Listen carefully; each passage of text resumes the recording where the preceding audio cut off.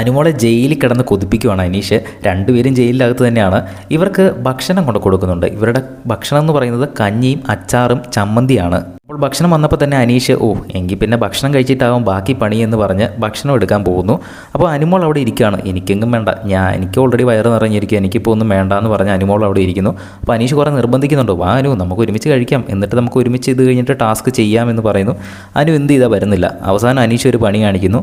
അനീഷ് ആവശ്യത്തിന് കഞ്ഞിയും അച്ചാറും തോരനെല്ലാം എടുത്തിട്ട് ചമ്മന്തിയെല്ലാം എടുത്തിട്ട് അനുവിൻ്റെ അടുത്ത് പോയിരുന്നിട്ട് എന്താ ടേസ്റ്റാണ്, എന്ത് രസമാണ്, ചമ്മന്തിയും ആ അച്ചാറും കഞ്ഞിയുടെ കൂടെ ചൂട് കഞ്ഞിയുടെ കൂടെ കൂട്ടി കുടിക്കുമ്പോൾ ഉള്ളൊരു സുഖമുണ്ടല്ലോ അനുമോളെ, ഇതൊന്നും പറഞ്ഞാൽ കിട്ടില്ല എന്നൊക്കെ പറഞ്ഞ് അനുമോളെ അങ്ങ് കൊതിപ്പിക്കാൻ തുടങ്ങി. അനു ആദ്യമൊന്നും വീണില്ല. ഇത് കുറേ നേരം ആയി കഴിഞ്ഞപ്പം അനുമോളുടെ വായിൽ നിന്ന് വെള്ളം വന്ന അനുമോളും അവസാനം എങ്കിൽ ശരി ഞാനും കഴിക്കാം, ഈ മനുഷ്യൻ സമ്മതിക്കൂല എന്ന് പറഞ്ഞ് അനുമോളും കഞ്ഞിയെടുത്ത് വയ്യെ കുടിക്കുന്നുണ്ട്. അതിൻ്റെ ഇടയ്ക്ക് അനുമോള് പറയുന്നുണ്ട്, ഇത്രയും ബാക്കിയുണ്ടായിരുന്നു, ഇത്രയും ഞാൻ കുടിക്കില്ല കേട്ടോ, എന്നാൽ കുറച്ച് അനീഷേട്ടന് തരട്ടേന്ന് ചോദിക്കുമ്പോൾ കുഴപ്പമില്ല അനുമോള് കുടിച്ചോ, എന്നിട്ട് ബാക്കി മിച്ചം എന്തെങ്കിലും ഉണ്ടെങ്കിൽ എനിക്ക് തന്നാൽ മതി.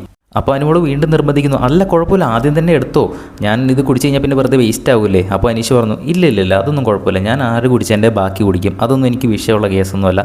അനുമോൾ ആവശ്യത്തിന് അത്രയും കുടിച്ചോ, എന്നിട്ട് മിച്ചം വരുവാണെങ്കിൽ മാത്രം ഞാൻ കുടിച്ചോളാം എന്ന് അനുവിൻ്റെ അടുത്ത് പറയുന്നുണ്ട്. എന്തായാലും അനുവിനെ നൈസായിട്ട് കൊതിപ്പിച്ച് കഞ്ഞി കുടിപ്പിച്ചിരിക്കുകയാണ് അനീഷ്. അങ്ങനെ പുതിയൊരു കോംബോ ഉണർന്നു വരുന്നുണ്ടെന്നാണ് എനിക്ക് തോന്നുന്നത്, അനു അനീഷ് കോംബോ.